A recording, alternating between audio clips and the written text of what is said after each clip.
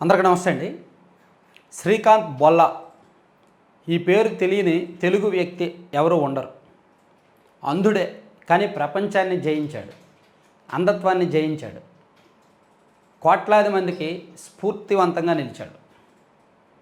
ఆయనకు ఒక రాజకీయ పార్టీ అవమానించింది అనేది తాజాగా బయటకు వస్తున్న ఒక వార్త. సోషల్ మీడియాలో బాగా చక్కర్లు కొడుతున్న వార్త.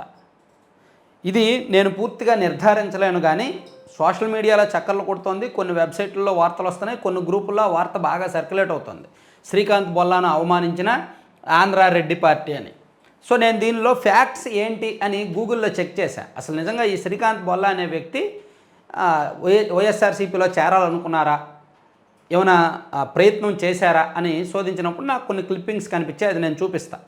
సరే, దానికి వెళ్ళే కంటే ముందు అసలు శ్రీకాంత్ బొల్లా అంటే మీ అందరికీ తెలిసే ఉంటుంది. మచిలీపట్నంలో పుట్టారు. ఆయన జన్మతః అంటే పుట్టిన వెంటనే అంధత్వంతోనే పుట్టారు. సో దాంతో ఆయన భవిష్యత్తు అంధకారంగానే ఉంటుంది అని కొంతమంది పెద్దలు సూచించడంతో అతని భవిష్యత్తు అంధకారంగా ఉంటుంది, అతని ఫ్యూచర్ బాగోదు, కాబట్టి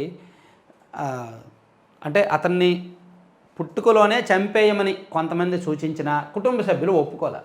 అదేంటి, మేము ఎంతో కష్టపడి గర్భం దాల్చి అతనికి జన్మనిచ్చిన తర్వాత అలా ఎలా చెప్తారు, మేము ఒప్పుకోమని చెప్పి అతన్ని పెంచి పెద్ద చేసి అతని బాధ్యత మొత్తం తల్లిదండ్రులు కుటుంబ సభ్యులు అల్లారముద్దుగా పెంచుకున్నారు. ఆయన కూడా స్ఫూర్తివంతం బ్లైండ్ స్కూల్లో చేరి చదువుకొని ఉన్నత విద్యావంతుడిగా ఎదిగి మంచి ఆలోచనలు చేసి సమాజానికి ఎలాగోలా ఉపయోగపడాలని తప్పించి ఒక ఇండస్ట్రీ పెట్టారు. ఇండస్ట్రీలో బాగా సక్సెస్ అయ్యారు. పారిశ్రామికవేత్తగా 100% ఆయన సక్సెస్ అయ్యారు. వేలాది మందికి తన పరిశ్రమలో అంధులకే ఉద్యోగాలు ఇచ్చారు. అది ఆయన గొప్పతనం. ఆయన ఒక అంధుడిగా పుట్టారు, అంధుడిగా పెరిగారు, బ్లైండ్ స్కూల్లో చదివారు, ఉన్నత విద్యావంతుడయ్యి ఉన్నత స్థానానికి ఎదిగారు. ఆయన పెట్టిన పరిశ్రమలో కూడా అంధులకే ఉద్యోగాలు ఇచ్చారు, తనలాంటి వాళ్ళకే. సో అది ఒక స్ఫూర్తి పాఠం కావడంతో ఆయన పేరుతో ఒక సినిమా వచ్చింది బాలీవుడ్లో.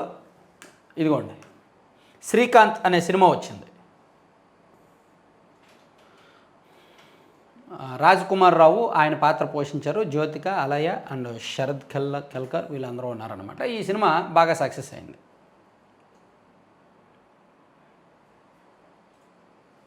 Srikanth is a 2024 Indian Hindi language biographical film on the life of Srikanth Bolla, a visually impaired industrialist and the founder of Bollant industry, starring Raj Kumar Rao in the title role. It is directed by Tushar Hiranandani and co stars Jyothika, Alaya F and Sharad Kelkar. ఇట్లా ఈ cinema success అయింది. ఈ సినిమాలో ఒక చిన్న part చూపించారు. శ్రీకాంత్ గారి జీవితంలో రాజకీయ ప్రవేశానికి సంబంధించి ఒక భాగాన్ని చూపించారంట. సో ఆ భాగం మీద ఇప్పుడు సోషల్ మీడియాలో వార్తలు వస్తున్నాయి. అది నేను కొంచెం డెప్త్గా వెళ్తే ఇదిగో నాకు ఈ క్లిప్పింగ్ కనిపించింది. AP business man Srikanth Bolla set to join in YSRC. Mister Bolla born a family of farm workers in Machilipatnam defied the odds of score many firsts. ఇదిగోండి, ఈ వార్త 2019 మార్చి 5వ తేదీది. అంటే 2019 ఎన్నికలకు ముందు ఆయన జగన్మోహన్ రెడ్డి గారిని కలిశారు. వైఎస్ఆర్ కాంగ్రెస్ పార్టీలో జాయిన్ అవ్వాలనుకున్నారు. Mister Bolla born to family అని చెప్పి ఈ వార్తలో వచ్చిందనమాట. YSRC sometime in the next few days. Entrepreneur Bolla Srikanth Bolla is expected to join the YSRC sometime in the next few days అని చెప్పి ఈయన జగన్మోహన్ రెడ్డి గారిని కలిసిన వార్త మొత్తం ఇందులో రాశారు. ఇది ఒకసారి గూగుల్లో సెర్చ్ చేస్తే మీకు ఉంటుంది. సో ఎందుకు ఆగిపోయింది? 2019కు ముందు ఆయన జాయిన్ అవ్వాలనుకున్నాడు అనే వార్తలు వచ్చాయి, ఆయన జగన్మోహన్ రెడ్డి గారిని కలిశాడు అనే వార్తలు వచ్చాయి. కానీ ఎందుకు ఆగిపోయారు? ఆయన ఎందుకు వైసీపీలో జాయిన్ అవ్వలేదు? ఆయన ఎందుకు ఎన్నికల్లో పోటీ చేయలేదంటే వాళ్ళిద్దరి కన్వర్జేషన్, అక్కడ జగన్మోహన్ రెడ్డి గారికి అండ్ శ్రీకాంత్ గారికి జరిగిన కన్వర్జేషన్లో కాస్త అటు ఇటుగా ఉంది, సెట్ అవ్వలేదు, అందుకని ఆయన జాయిన్ అవ్వలేదు.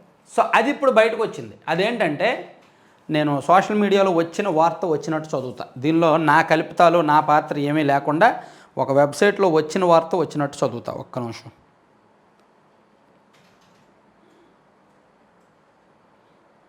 శ్రీకాంత్ బొల్లాను ఆంధ్రారెడ్డి పార్టీ అవమానించిందా?